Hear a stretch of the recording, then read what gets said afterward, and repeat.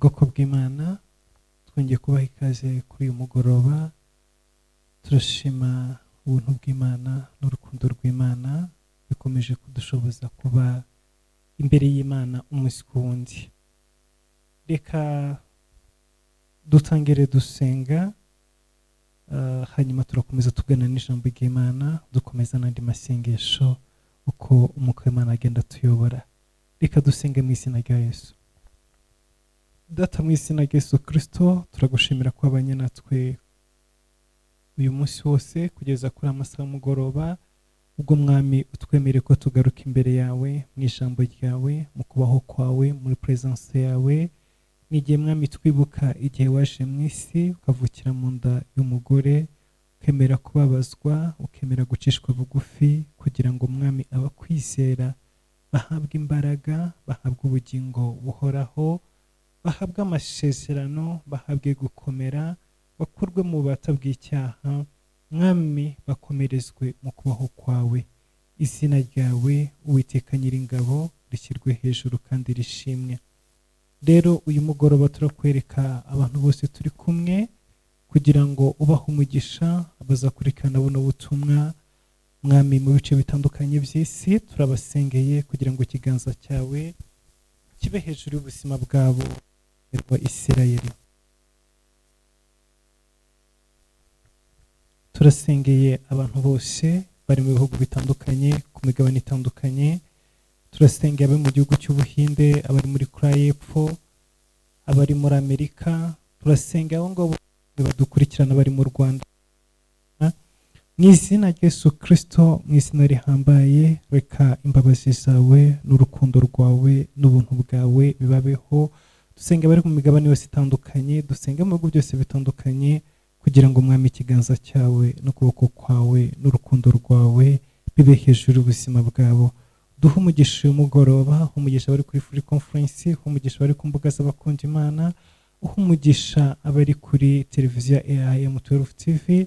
Abo bose Mwami, ikiganza cyawe n'imbabazi zawe bibe hejuru y'ubuzima bwabo. Abo turi kumwe hano, turasengera ibyuma turimo dukoresha Mwami, buri kimwe cyose kugira ngo kibe munsi yo kubaho kwawe, kandi Data tubonere umugisha imbere yawe. Urakoze, ni mu izina rya Yesu Kristo Nazareti, amen.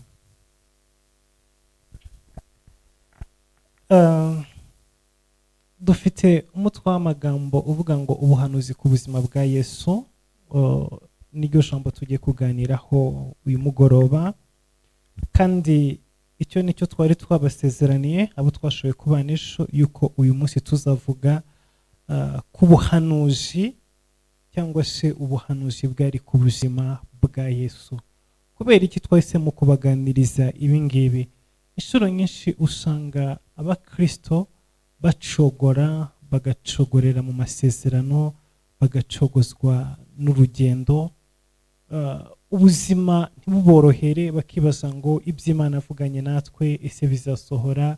Ese ko Imana isezeranye natwe amasezerano menshi bizagenda gute?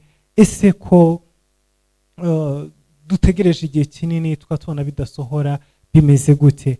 Nagira mbabwire ngo Imana dusenga kandi Imana dukorera ni Imana y'amasezerano. Haleluya! Ni Imana y'amasezerano, ni Imana itanga amasezerano, kandi ni Imana irinda amasezerano. Rero iki gihe twibuka kuvuka kwa Yesu ni igihe tugomba kumenya neza, cyangwa se ni igihe kiduhamiriza yuko Imana isezerana igasohoza. Niba turimo twibuka ko Yesu yaje mu isi akavuka, akabyarwa n'umugore, ni ikimenyetso cy'uko amasezerano y'Imana adahera, ni ikimenyetso cy'uko amasezerano y'Imana yuzura. Niba ufite isezerano ry'Imana ku buzima bwawe, ntuhagarike umutima, ntutinye, ntugire ubwoba. Imana izuzuza isezerano ryose yavuganye nawe, kuko Imana yacu irinda ijambo ryayo. Imana yacu irinda amasezerano. Imana yacu irinda ibyo yavuze. Nukuri ndabahamiriza yuko ijambo ry'Imana ku buzima bwacu ni ry'ukuri. Ntabwo Imana izigera ibeshya n'umunsi wa rimwe. Ibyo yavuze izabikora uko yabivuze, izabisohoza uko yabisezeranye, nta na kimwe kizabura.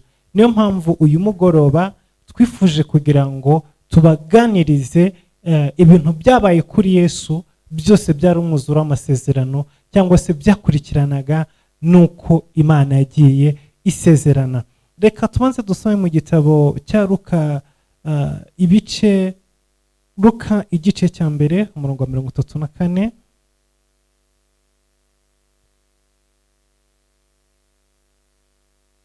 Haravuga ngo Mariya abaza marayika ati, ibyo bizabaho bite ko ntararyamana n'umugabo? Marayika aramusubiza ati, umwuka wera azakuzaho n'imbaraga zisumba byose zizagukingiriza, nicyo gituma uwera uzavuka zitwa umwana w'Imana. Haleluya. Nukuvuga ngo ijambo rya mbere, Yesu yabyawe n'umwari cyangwa se Yesu yabyawe n'isugi. Ikibazo Mariya yari afite gikomeye, yaribazaga ngo ko ndi isugi, ko ndi umwari, ko hararyamana n'umugabo, ibyo bizashoboka bite? Ibyo bizabaho gute? Ariko ukuri, ibi byagombaga kuba kandi byagombaga gushoboka. Kubera iki? Kuko bwari ubuhanuzi. Mariya ntabwo yari yaramenye yuko ibingibi byahanuwe yuko umwari, ubuhanuzi bwari hejuru y'ubuzima bwa Yesu bwavugaga umwari, bwavugaga umukobwa w'isugi, ntabwo bwavugaga yuko azabyarwa n'umugore. Reka turebe uko ubuhanuzi bwari bwarabivuze. Turajya mu gitabo cya Yesaya ibice 7. Uyu munsi turaza gusoma amaverise menshi. Turajya mu gitabo cya Yesaya ibice 7 umurongo wa 14.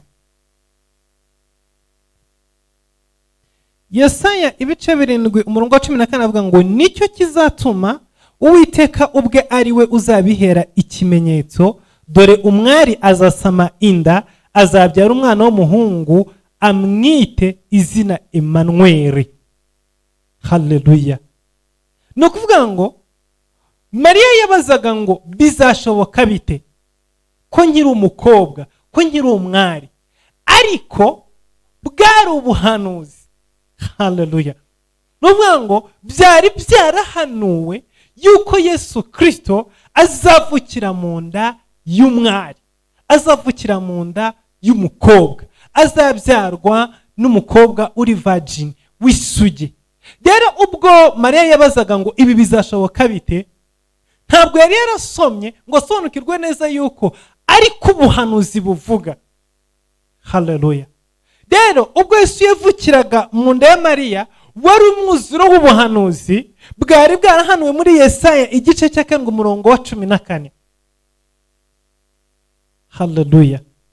Turaza kwihuta kuko dufite byinshi, ni byinshi, kuko ubuzima bwa Yesu kuva avutse kugeza avuye muri iyi si, buri kintu cyose yanyuzemo cyari cyarahanuwe. Yakandagizaga ikirenge mu buhanuzi, intambwe ze zose zari ziri mu buhanuzi. Ariko uyu mugoroba turabaganiriza ku buhanuzi burebana no kuvuka kwa Yesu. Kuko hari ubuhanuzi burebana no kuvuka kwa Yesu, hari ubuhanuzi burebana na ministeri ya Yesu, imirimo yakoze, ibyo yaciyemo, hari n'ubuhanuzi burebana no gupfa no kuzuka kwa Yesu. Rero uyu mugoroba turareba ku buhanuzi bureba kubijyanye no kuvuka kwa Yesu. Haleluya. Ubuhanuzi bureba cyangwa se buvuga kubijyanye no kuvuka kwa Yesu nibwo turi buze kwibandaho cyane kuruta ubundi bwose. Novuga ngo icyambere, Yesu yabyawe n'umwari w'isugi. Ibyo byari byarahanuwe na Yesaya mu gice cya 7 umurongo wa 14. Twabibonye umuhanuzi bwuzuye muri Luka igice cya mbere umurongo wa 34, ndetse nusoma no muri Matayo igice cya mbere umurongo igice cya mbere umurongo wa 23 biraza kubikwereka. No kuvuga ngo n'umwuzuro w'ubuhanuzi bwo muri Yesaya igice cya 7 umurongo wa 14. Hanyuma reka dukomeze icya kabiri. Yesu yavukiye i Betelehemu.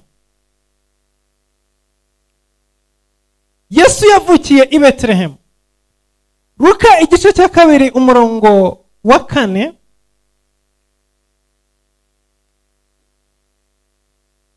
Reka dusubire mu gitabo cya Luka.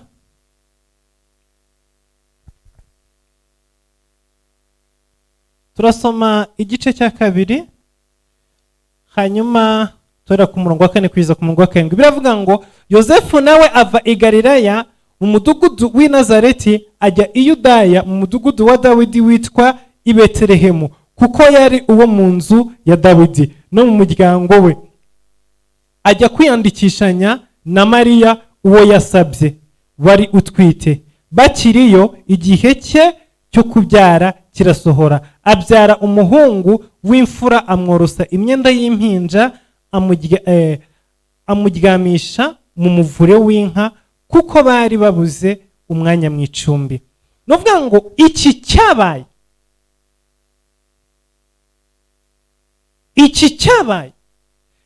byari biri connecte n'ubuhanuzi bwari bwaravuzwe kuri Yesu yuko azavukira i Betelehemu. I Betelehemu ntabwo ari ahantu hapfuye kuza gutyo gusa ngo hamugwe hejuru, oya, ahubwo byari biri mu buhanuzi. Ku mugoroba twari nk'abivugaho gatoya yuko iki gihe kigeze,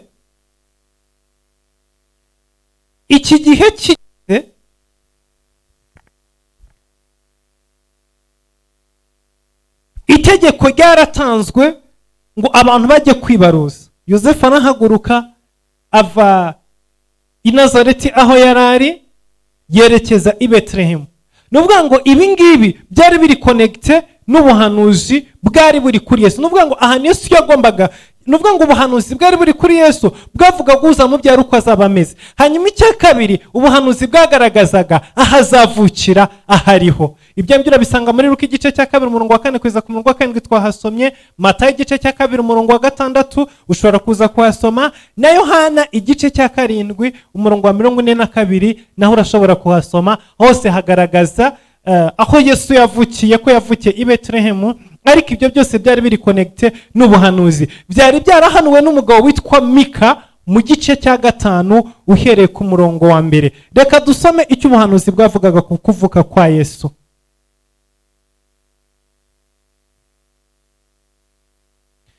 Turajya mu gitabo cya Mika igice cya 5 uhereye ku murongo wa 1. Biravuga ngo ariko we Betelehemu Efrata, uri mutoya mu bihumbi by'Ubuyuda, muri wowe niho hazava uzaba umwami w'Isirayeli, akasanga imirambagirire ye n'iyiteka uhereye kera kose. Haleluya. Nuvuga ngo umuhanuzi Mika mwiyerekwa yari yarabonye aho Yesu azavukira. Aravuga ngo ariko we Betelehemu Efrati, nturi mutoya, ngo uri muto mu bihumbi by'Ubuyuda, ngo ariko muri wowe niho umwami azavukira. Ni ukuvuga ngo kuvuka kwa Yesu ntago byari impanuka. Aho yavukiye ugomba kuvukira byari biri mu buhanuzi. Uko Mika yabihanuye niko byuzuye. Iyo aza kuvukira ahandi byari kwa binyuranije n'ubuhanuzi. Ibi ngibi ndimo kubabwira kugira ngo mwumve neza yuko Imana yacu ni Imana y'amasezerano kandi irinda ijambo ryayo. Icyo yasezeranye icyuzuza uko yakivuze.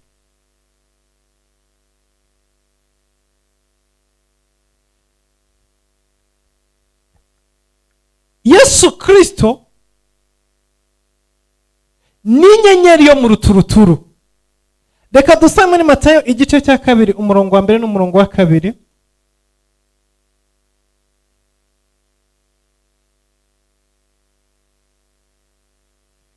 Matayo igice cya 2 umurongo wa 1 n'umurongo wa 2. Biravuga ngo Yesu amaze kuvukira i Betelehemu mu gihugu cy'Iyudaya ku ngoma y'umwami Herode haza abanyabwenge baturutse iburasirazuba bajya i Yerusalemu, barabaza bati, umwami w'Abayuda wavutse ari he? Ko twabonye inyenyeri ye turi iburasirazuba, none tukaba tuje kumuramya. Yesu Kristo ubwo yavukaga, ako kanya mu kirere hahise haboneka inyenyeri. Iyi nyenyeri ni uvuga ngo abanyabwenge, abahanga mu kwinterpreta iby'ikirere bahise bamenya ngo iyi nyenyeri ni inyenyeri y'umwami, ni inyenyeri y'umucunguzi, ni inyenyeri y'umutware. Baravuga ngo twabonye inyenyeri y'uko umwami w'Abayuda yavutse, twayibonye turi iburasirazuba. Yesu Kristo niwe nyenyeri, ubwe yari inyenyeri. Ni inyenyeri yo mu museke, ni inyenyeri yo mu ruturuturu. Ibyo byari byarahanuwe cyangwa se byari byaravuzwe. Reka ture mu gitabo cyo kubara ibice 24 umurongo wa 17.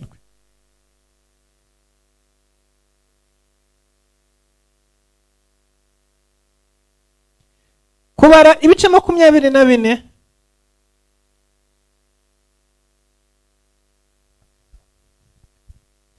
umurongo wa 17. Ati, ndamureba ariko si ubu, ndamwitegereza ariko ntandi bugufi. Inyenyeri izakomoka mu bwoko bwa Yakobo, inkoni y'ubwami izaboneka iturutse mu bwoko bwa Isirayeli. Izagirira ngo izagira inkiko z'imo wabo, izatsinda hasi Abasheti bose. Haleluya. Ubwo ni ubuhanuzi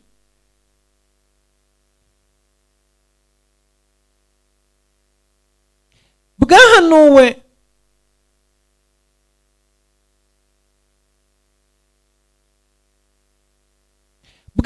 na Balamu ubwo Baraki yamuzanaga ngo aze kuva mu bwoko bwa Isirayeli. Yitegereje areba hagati mu Biseri harimo inyenyeri, asobanukirwa ko iyo nyenyeri ari umwami uzavuka. Arangije atanga ubuhanuzi aravuga ngo umwami ndamubona, inyenyeri ndayireba. Avuga ngo ariko n'inyenyeri yaka iri hagati mu muryango wa Yakobo.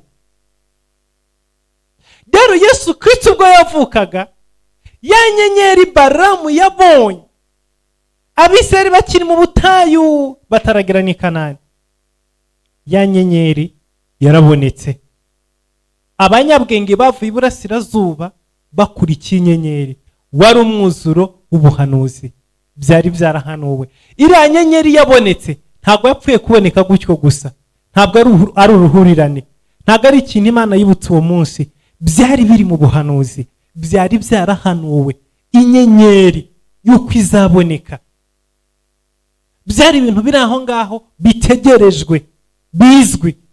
Abantu bakurikirana iby'ubuhanuzi, benterprete iby'ubuhanuzi, basoma ibitabo by'ubuhanuzi, basesengura ibitabo by'ubuhanuzi, bari babizi ko umunsi umwe inyenyeri izaboneka. Rero Yesu Kristo avutse, ubwo buhanuzi bwese bukonfirme. Ya nyenyeri yahise yaka, abanyabwenge bari burasirazuba barangije barayibona. Baje bavuga ngo twabonye inyenyeri tumenya ko umwami w'Abayuda yagenje gute, yavutse. Kuko abanyabwenge bari barinjiye mu buhanuzi, basobanukirwa neza ko ari inyenyeri izaboneka, umunsi umwami azaboneka, umunsi umwami azavuka. Rero Yesu avutse, irya nyenyeri yatse, bwari ubuhanuzi, wari umwuzuro w'ubuhanuzi. Haleluya. Ibi ngibi bikwereke yuko ijambo ryose Imana avuze ku buzima bwawe rizasohora. Kandi wumve neza yuko ubuzima bwawe atari impanuka muri iyi si.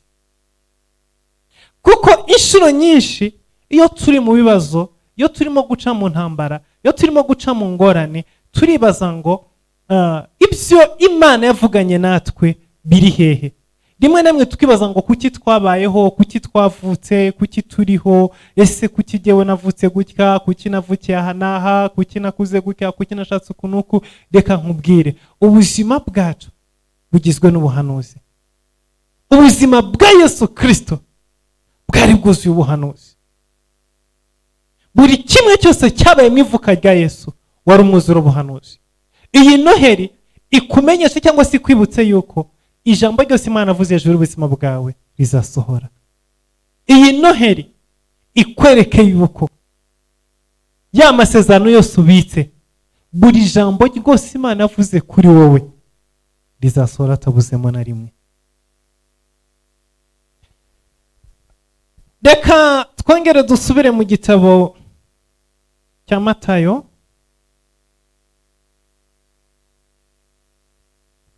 kabiri 11.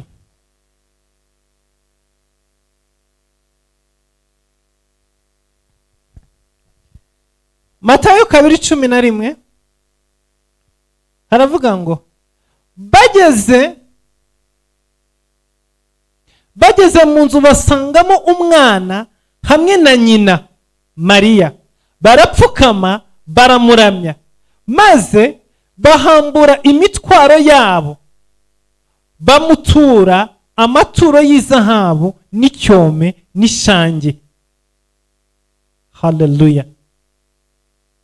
Ni ukuvuga ngo Yesu Kristo amaze kuvuka, hari impano bazaniye Yesu, hari impano bamuzaniye, gift.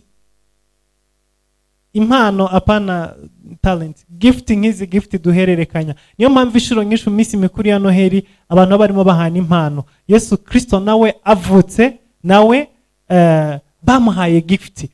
So nawe rero nushobora kugira uha gift ubishoboye ubikore. Mu minsi mikuru ya Noheri twibuka kuvuka kwa Yesu, ni byiza ko dutanga impano, kado. Impamvu impano iyo bigarutse mu buryo bw'umwuka aba ni impano z'umwuka. No mu Cyongereza rero naho gift n'ubundi naho zongera guhinduka nyine gift. Hari gift z'umwuka, ariko ahangaha ntago ari gift z'umwuka Yesu yahawe, ahubwo ni impano, ni uguhabwa ibintu bifatika, ibintu bigaragara. Yesu amaze kuvuka bamuzaniye ibintu. Bibiliya yavuze ngo basangamo umwana hamwe na nyina Mariya, barapfukama baramuramya, maze bahambura imitwaro yabo. Baje bikoreye imitwaro, baje bikoreye ibintu byinshi cyane, bahambura imitwaro yabo, bamutura amaturo y'izahabu n'icyome n'ishangi. Amaturo y'izahabu n'icyome n'ishangi, izi ngizi ni gift Yesu Kristo yahawe. Ibi ngibi ntabwo ari impanuka, ahubwo bwari ubuhanuzi. Byari byarahanuwe yuko Yesu Kristo navuka bazamuzanira gift, bazamuzanira impano. Tubisanga mu gitabo cya Zaburi 72. Haleluya. Dusome Zaburi 72 umurongo wa 10. Reka dusome umurongo wa 10 n'uwa 11.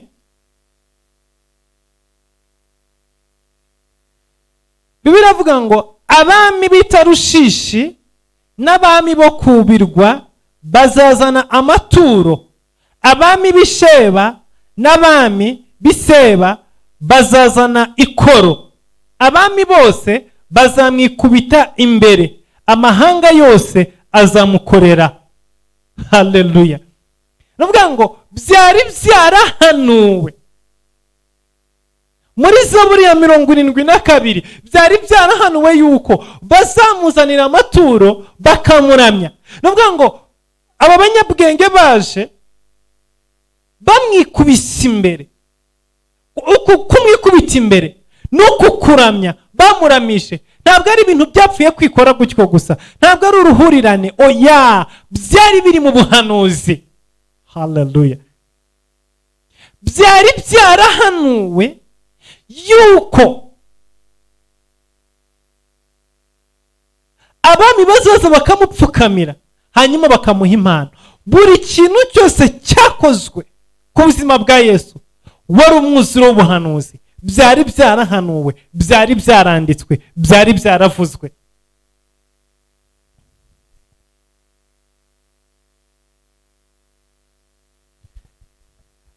Turi muri Matayo igice cya mbere umurongo wa mbere.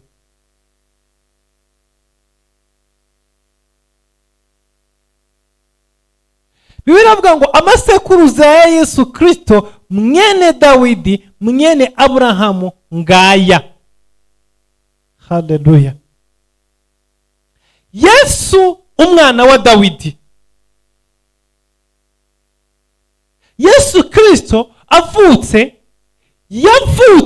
avukiye mu muryango wa Dawidi, yitwaga umwana wa Dawidi. Impumyi Barutimayo ubwo yabonye Yesu Kristo atambutse, abantu barayibwiye ngo Yesu w'i Nazareti, ariko Barutimayo we arataka aravuga ngo Yesu umwana wa Dawidi. Nuvuga ngo Yesu Kristo yavutse ari umwana wa Dawidi. Ibyo byari biri mu buhanuzi,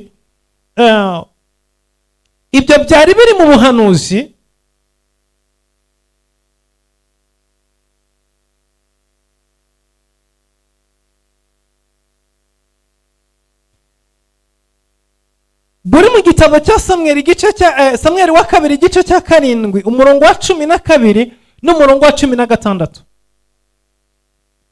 Ahangaha ni igihe Dawidi yari agiye kubakira Imana urusengero, hanyuma Imana ikamubwira ngo byihoreye nturwubake, ariko nabonye ugukiranuka kwawe. Uwo munsi Imana itimuha isezerano, iramubwira ngo umwana uzagukomokaho uwo ni uzanyubakira inzu. Ariko Imana irakomeza iramubwira ngo mu rubyaro rwawe hazavamo umwami. Haleluya. Ku murongo 16 wanga muri Samweli wa kabiri igice cya 7 ravuga ngo ubwami bwe buzahoraho iteka ryose. Nta wundi muntu ufite ubwami buhoraho iteka ryose usibye Yesu Kristo. So Yesu no kuvukira mu rubyaro rwo kwa Dawidi bwari ubuhanuzi, wari umwuzuro w'ubuhanuzi.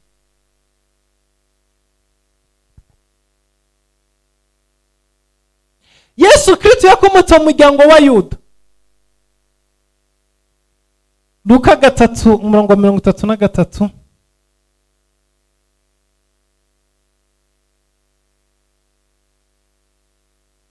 Luka 3:33.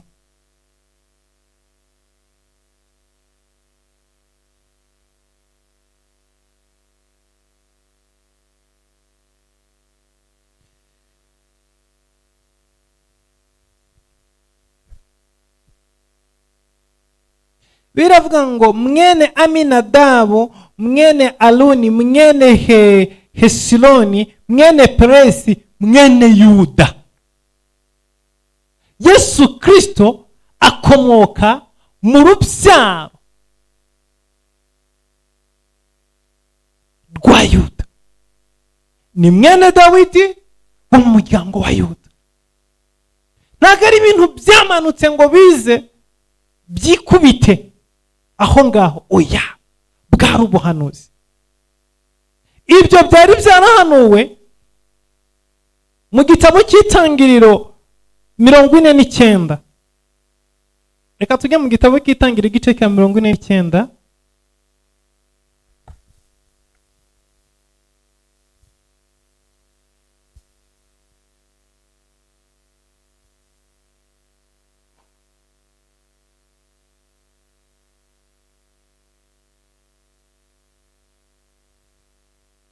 Itangiriro gato bahageze. Itangiriro igice cya 49 umurongo wa 10 havuga gute? inkoni y'ubwami ntizava kuri Yuda, inkoni y'ubutware ntizava hagati y'ibirenge bye nyirayo ataraza, uwo niwe amahanga azumvira. Haleluya. Ngo inkoni y'ubutware, ahangaha ubwami bwari butaranabaho, Isirayeli yari itaragira umwami.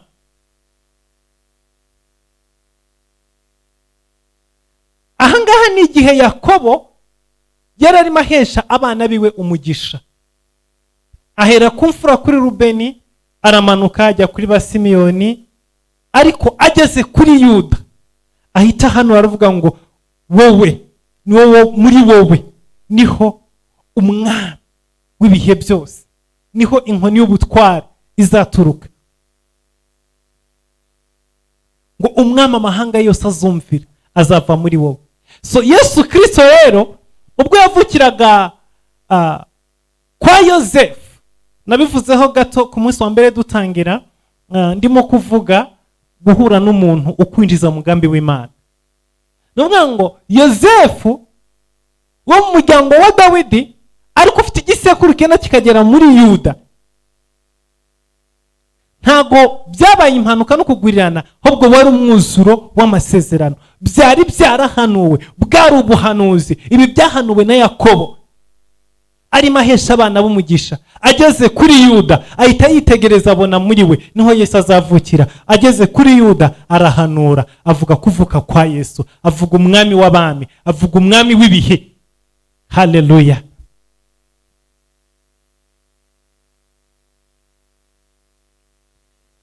Yesu Kristo amaze kuvuka yarahunze. Reka dusome mu gitabo cya Matayo, dusubire muri Matayo n'ubundi igice cya 2 umurongo wa 14 kugeza ku murongo wa 15. Reka dore ku murongo wa 13. Bibiliya avuga ngo bamaze kugenda, marayika w'umwami Imana araza abonekera Yosefu mu nzozi ati, byuka ujyane umwana na nyina uhungire muri Egiputa, ugumeyo ugeze aho nzakubwirira, kuko Herode agenza umwana ngo amwice. Nawe ahera ko arabyuka ajyana umwana na nyina nijoro ajya muri Egiputa. Ibi ngibi byabaye Yesu Kristo akiri uruhinja. Ntabwo ari ibintu byamanutse ngo bize byikubita aho ngaho, oya, bwari ubuhanuzi. Reka dusome mu gitabo cya Hoseya igice cya 11. Hoseya igice cya 11.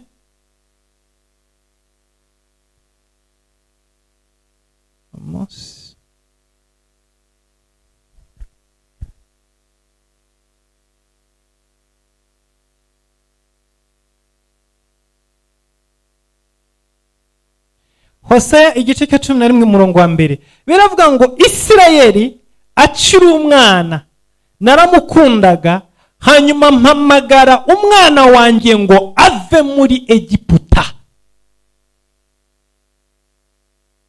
Hanyuma mpamagara umwana wanjye ngo ave muri Egiputa. Umwana we ninde? Umwana w'Imana ninde? Twese turamuzi, ni Yesu Kristo. So rero ubwo Herode yashakaga kwica Yesu, hanyuma Yesu agahungira muri Egiputa, ubuhunzi bwiwe bwari ubuhanuzi, byari byarahanuwe, byari byaravuzwe. Kujya muri Egiputa, agahungira muri Egiputa, bwari ubuhanuzi. Buri kantu kose kabaye ku buzima bwa Yesu kari ubuhanuzi.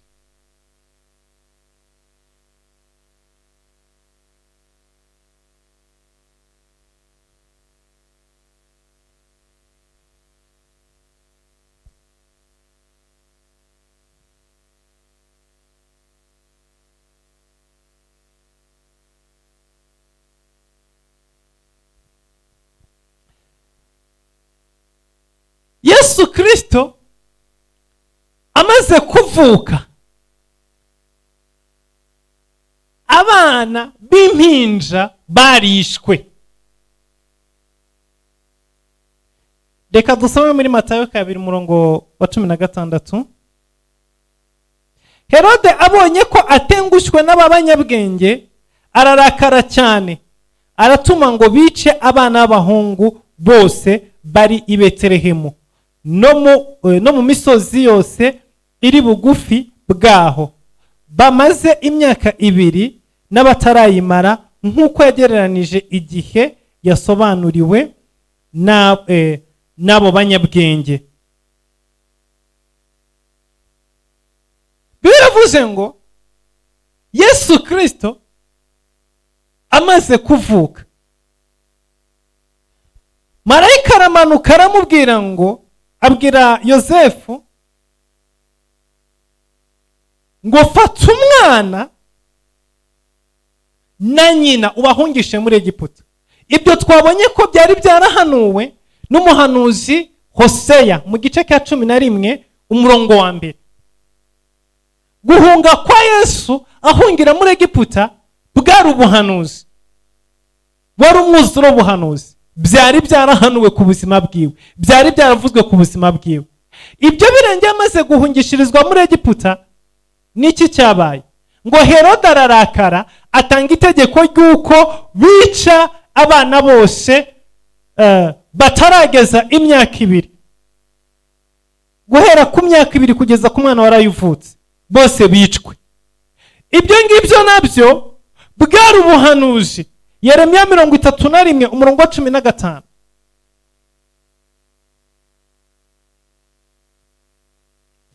Yeremiya 31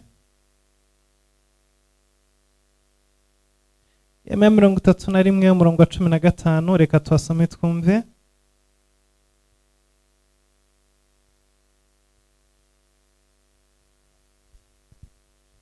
Ngo uku niko Uwiteka avuga ati, ijwi ryumvikaniye i Rama ry'umuborogo no kurira gushavuye, ni irya Rasheli yaririraga abana be, yanga guhozwa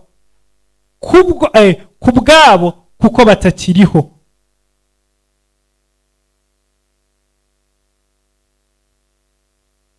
Byari byarahanuwe yuko Yesu Kristo navuka abana bazicwa.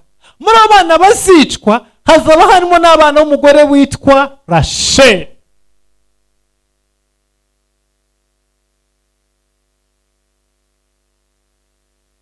Murongo wa 17 w'igice cya 2 cya Matayo, nibwo ibyavuzwe n'umuhanuzi Yeremiya byasohoye ngo, induru yumvikaniye i Rama yo kurira no kuboroga kwinshi, Rasheli aririra abana be, yanga guhozwa kuko batakiriho. Bwari ubuhanuzi, ntabwo ari ibintu byapfuye kuza gutyo gusa. Herode ntabwo yabyikoresheje, yarimo yuzuza ubuhanuzi, byari byaravuzwe, byari byarahanuwe.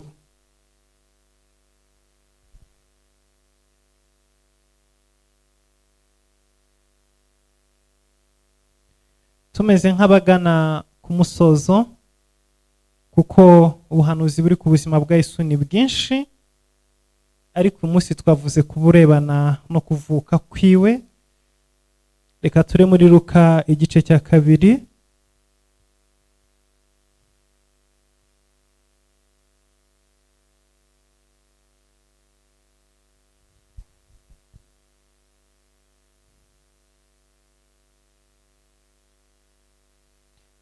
Luka igice cya 2 umurongo wa 12. Ariko reka duhere ku murongo wa 8. Ngo muri icyo gihugu hariho abungeri bararaga ku gikumba bahindana kurinda umukumbi wabo.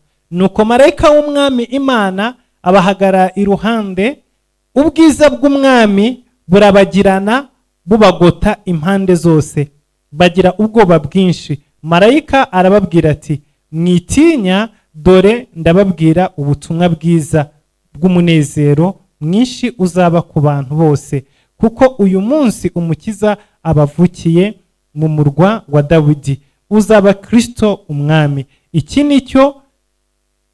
nicyo kiri bubabere ikimenyetso, nuko muri busange umwana w'uruhinja yoroshwe imyenda y'impinja, aryamishijwe mu muvure w'inka.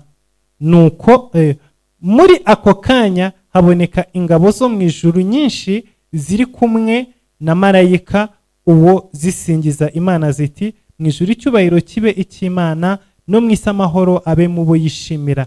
Abamarayika bamaze gusubira mu ijuru, abungeri baravugana bati, nimuze tujye i Betelehemu turebe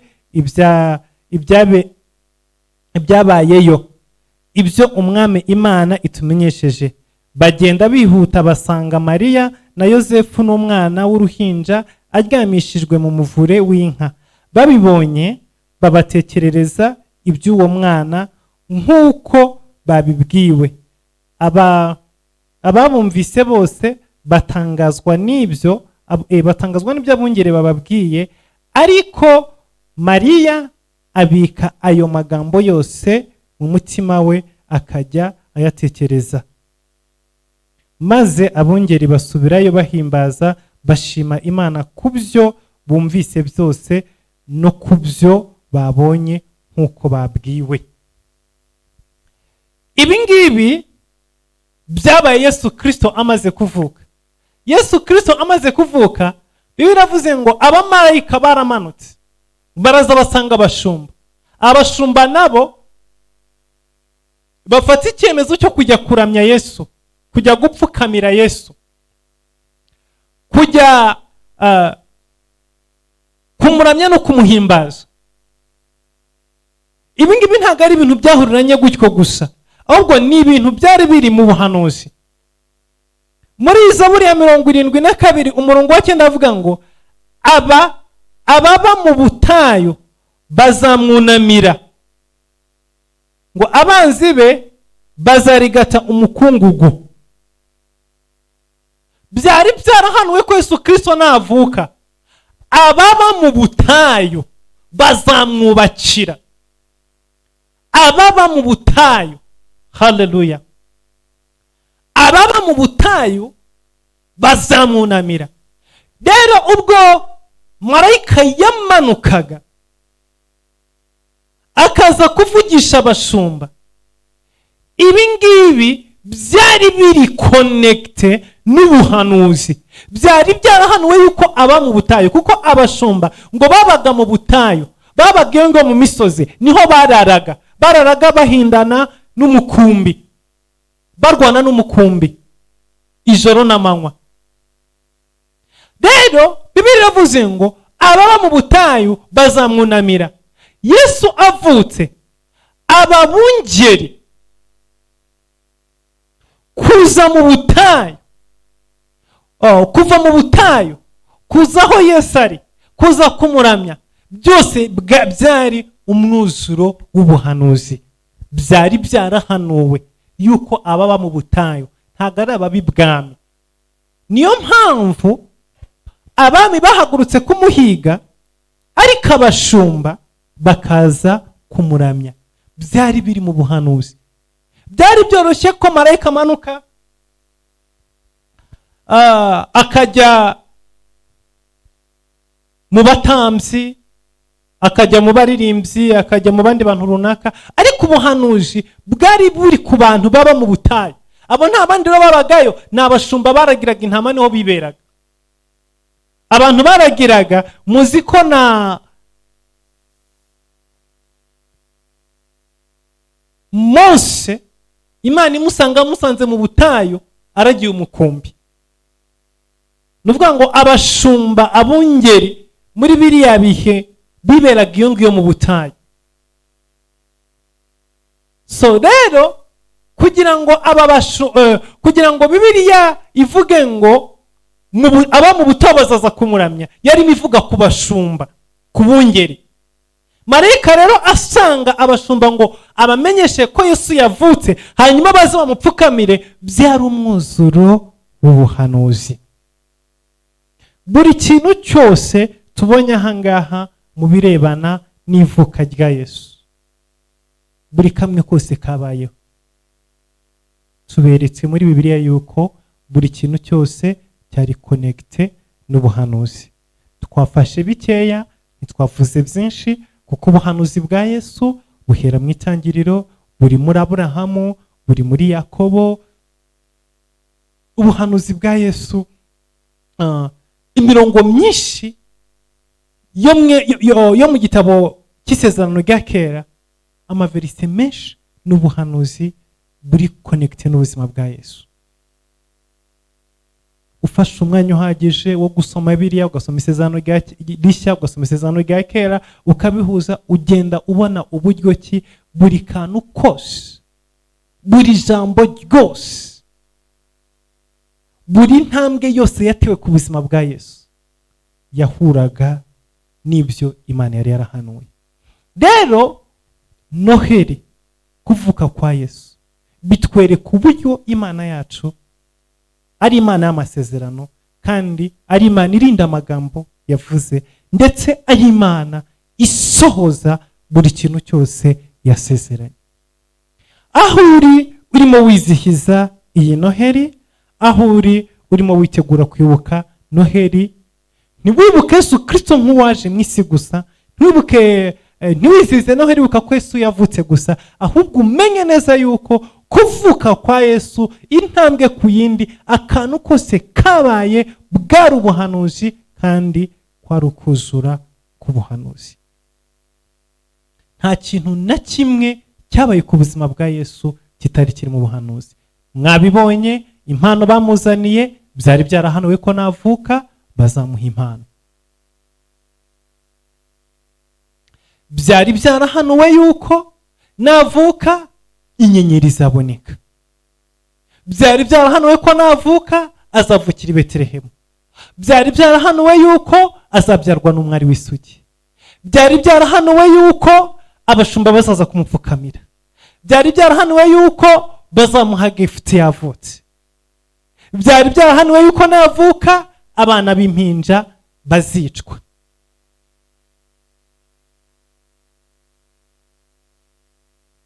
Buri kintu cyose cyari ku buzima bwa Yesu n'ubuhanuzi. Mu bindi bihe biri imbere tuzabaganiriza ku bijyanye n'ubuhanuzi ku buzima bwa Yesu. Nyuma yo kuvuka no gukura, atangira umuhamagaro, ibyo yagiye akora byose, uko yagiye mu rusengero asoma ibitabo, uko buri kintu cyose yakoze, aho yaciye, aho yanyuze, yateraga ikirenge mu buhanuzi bwari buri ku buzima bwiwe. Nikiro nshaka kukubwira muri kano kanya mbere uko ndangiza. Ufite amasezerano, ufite ibintu Imana yavuganye nawe, hari ijambo Imana yakubwiye, hari isezerano Imana yagusezeranije. Wigeze wumva Imana ikuganiriza? Muri agenda yawe hari ahantu handitse isezerano ry'Imana? Reka nkubaze gatoya,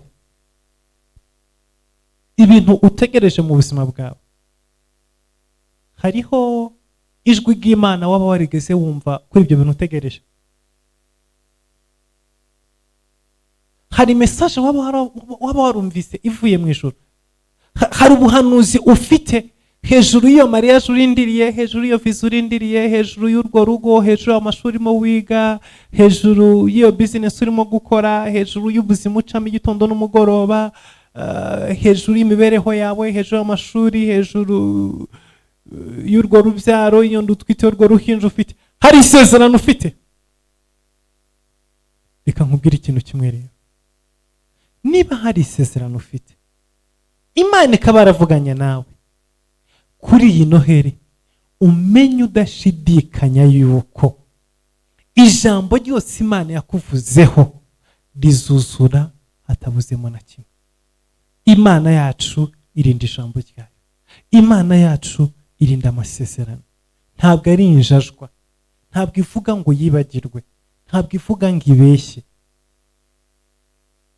ushobora guca muri byinshi, ariko reka nkubwire ngo niba Yesu Kristo ubuzima bwiwe bwari amasezerano, kandi Yesu uyu munsi none akaba atuye muri wowe, bisobanuye neza ngo nawe ubuzima bwawe bwamaze guhinduka ubw'amasezerano. Kuko Yesu Kristo imibereho yiwe ibimugize ni amasezerano. Yesu agizwe n'amasezerano, simaze kubyibonera se? Yesu agizwe n'amasezerano, ubuzima bwe bwose agizwe n'amasezerano. Rero nimba Yesu Kristo ubwe ari amasezerano, bivuze ngo iyo hataba amasezerano ntabwo Yesu Kristo yari kubaho, kuko buri ntambwe yose ni isezerano. Buri gutambuka, buri kuryama, buri kurya, buri kwambara, buri gutera intambwe ni amasezerano.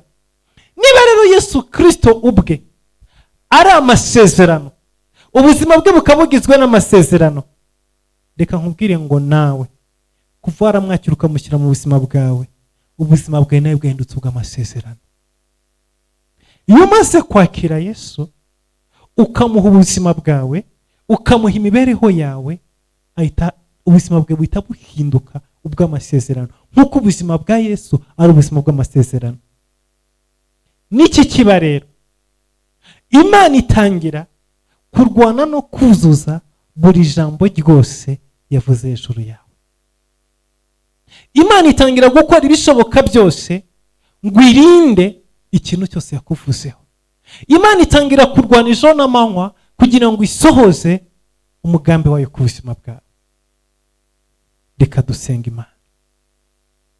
Birashoboka ko wari umaze gucika intege, birashoboka ko wari umaze kuruha, birashoboka ko wari umaze kubona yuko bitagikunze, bitagishobotse, ariko iri jambo tubonye umugoroba rirekana neza yuko buri kimwe cyose kizasohora, buri jambo ryose rizabaho, buri kimana yakubwiye kizabaho.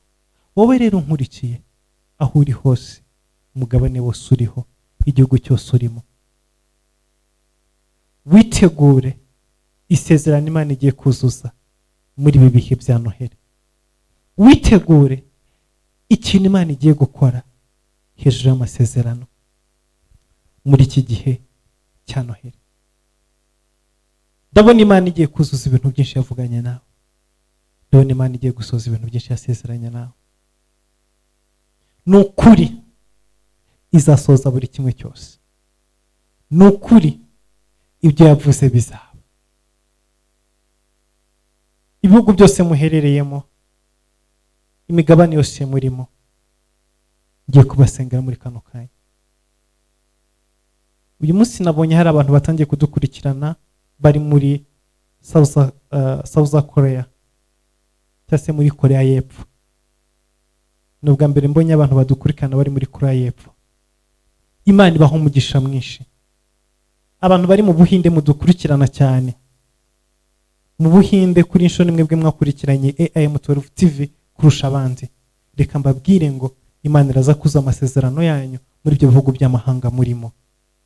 Abantu badukurikirana muri Amerika, Imana iraza kuza amasezerano yanyu muri icyo gihugu murimo. Haleluya. Abantu badukurikirana bari mu Rwanda, bari mu Burundi, bari mu bihugu bitandukanye bya Afurika, bari mu bihugu bitandukanye by'Uburayi, Imana iruzuza amasezerano yanyu, kuko yabivuze ikabikora ku buzima bwa Yesu. N'uyu mugoroba igiye gukora ibyo yakuvuze. Kuza kwa Yesu mu isi biratwereka uburyo ki Imana iri n'amasezerano yayo kandi isoza amasezerano yayo. Izere Imana. Iyi Noheli yongere irestore kwizera kwawe, yongere ihembure kwizera kwawe, igusubize mu ibyiringiro, igusubize mu imbaraga, igusubizemo ubushobozi, wongere ugire amavuta, wongere ugire ubwiza, wongere ugire kubaho kw'Imana, wongere ukomere, wongere utere intambwe. Nubwo wari umaze gucogora, nubwo wari umaze kuruha, ariko ndavuze ngo komera, komera, wongere ukomere, wongere ukomere. Iyi Noheli gusubizemo imbaraga, gucika intege birangire uyu munsi. umugambi w'Imana ku buzima bwawe wuzuzwe. Imbaraga z'Imana n'imbabazi z'Imana bigaruke kuri wowe. Reka dusenga Imana.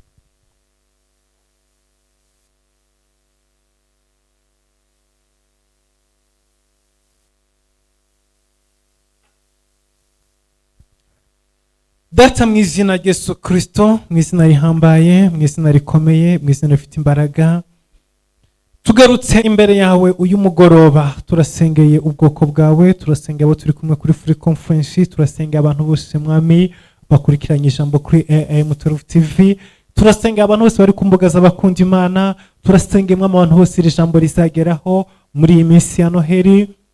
Data, tweretse yuko Noheli ari umwuzuro w'amasezerano, ari igihe cyo kugaragaza yuko mwami uri Imana itabeshya, ibyo uvuga ubikora uko ubivuga.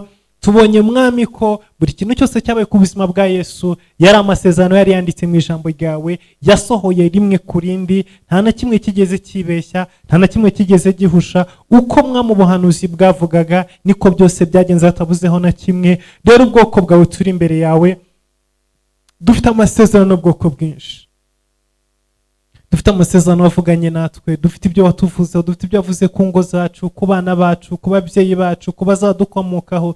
Dufite amasezerano menshi mwami. Iki ni igihe cyo kugira ngo twibuke kandi twizere yuko ibyo watuvuzeho uzabisohoza, uzabisohoresha ijambo ryawe, uzabisohoresha gukomera kwawe. Ndakwinginze rero abari bacitse intege mu masezerano ubasubizemo imbaraga, abari barushye wongere ubahembure, wongere ubagirire neza, ubereke neza yuko urinze ijambo ryawe, ubereke neza yuko ibyo wasezeranye uzabisohoza. Humugisha abakunda Imana bose, humugisha ubwoko bwawe, humugisha abantu bose bumva ijambo ryawe mwami, humugisha abakwizeye n'abakwiringiye. Yesu Kristo ubwawe uri amasezerano kandi uri muri twebwe. Niba amasezerano yose ari ku buzima bwawe yaruzuye, uzuza wasezeranye natwe mwami, uzuza amasezerano y'ubwoko bwawe, soza icyo wavuze ku buzima bw'abana bawe. Baha umugisha mwami, baha umugisha kubw'imbabazi zawe, baha umugisha kubw'urukundo rwawe, mu izina rya Yesu Kristo, mu izina rikomeye. Turasenze muri kano kanya, imbabazi zawe n'ubuntu bwawe, urukundo rwawe no kugira neza kwawe bimanuke hejuru ubwoko bwawe. Dusenge mw'abantu bafite ibibazo bitandukanye muri iyi minsi. Turabizi neza ngo Data, hari abantu bafite ibibazo bitandukanye, hari abarangije umwaka bari mu nzu z'imbohe. Mana, ubibuke, ubafungure, ubakureyo, ubabohore. Hari ababoshywe mu buryo bw'umwuka, turakwinginze ubatabare. Muri iyi minsi mwami mikuru, hari abarangije umwaka baryamye kwa muganga, barwaye, barwaje abana, barwaje abavandimwe, barwaje ababyeyi, barababaye cyane.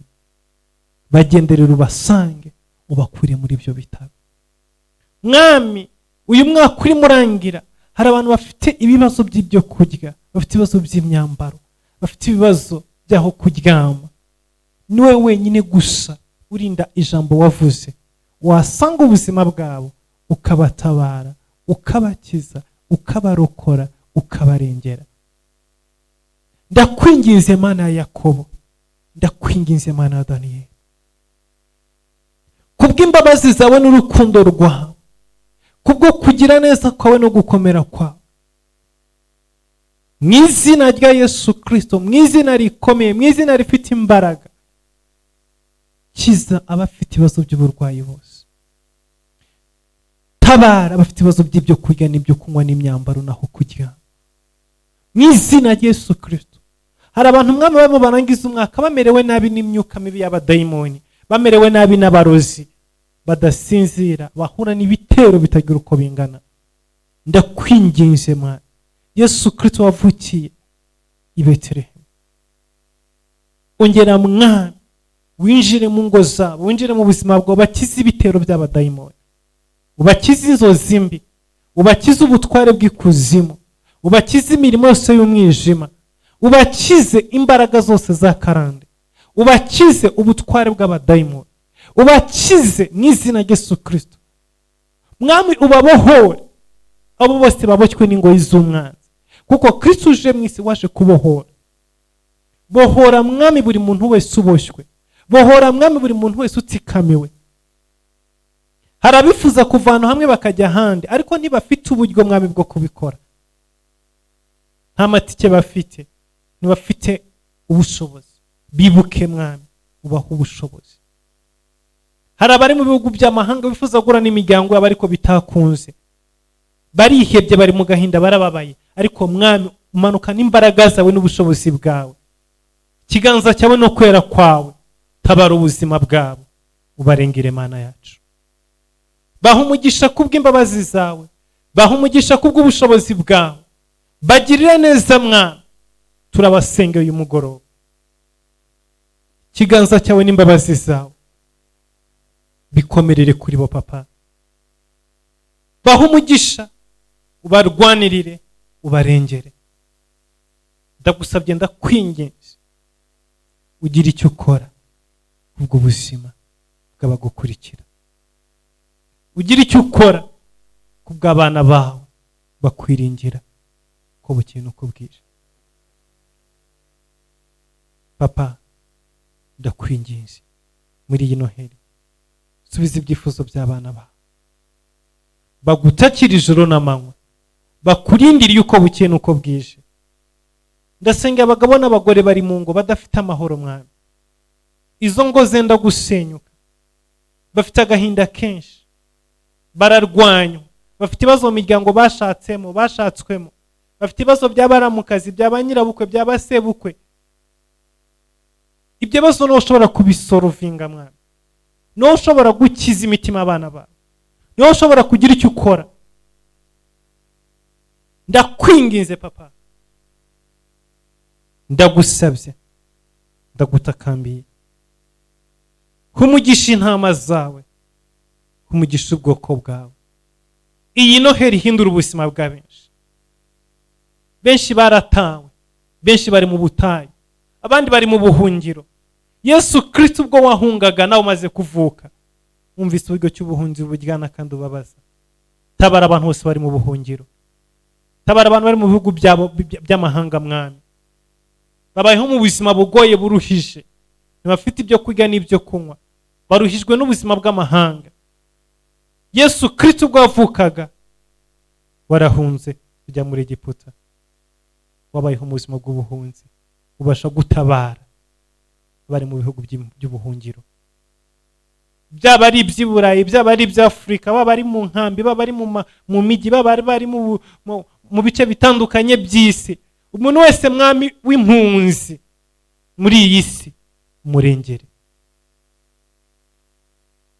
Rengera izo mpunzi mwami, rengera izo mpunzi uwera wa Isirayeli, rengera abana bawe. Ndakwinginze, ndagusabye, wowe utabura kugira, wowe ukora ibikomeye, uha umugisha abana bawe.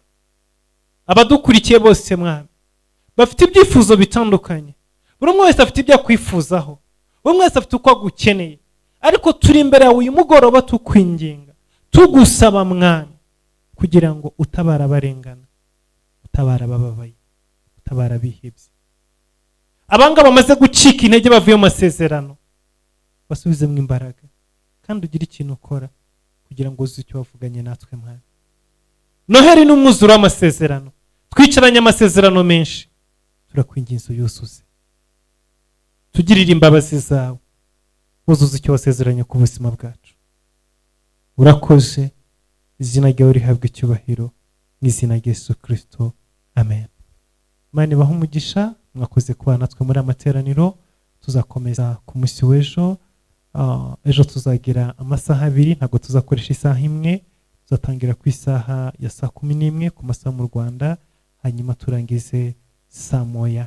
Tuzagira umwanya wo kuramya no guhimbaza nk'uko bisanzwe n'ijambo ry'Imana. Imana ibahe umugisha, mukomeze mugubwe neza. Tubifurije Noheli nziza, tubifurije iminsi mikuru myiza, tubifurije kugubwa neza no kurangiza umwaka mu mavuta no mu mbaraga z'Imana. Imana ibahe umugisha, mwakoze kubana natwe. Ijoro ryiza. Bye bye.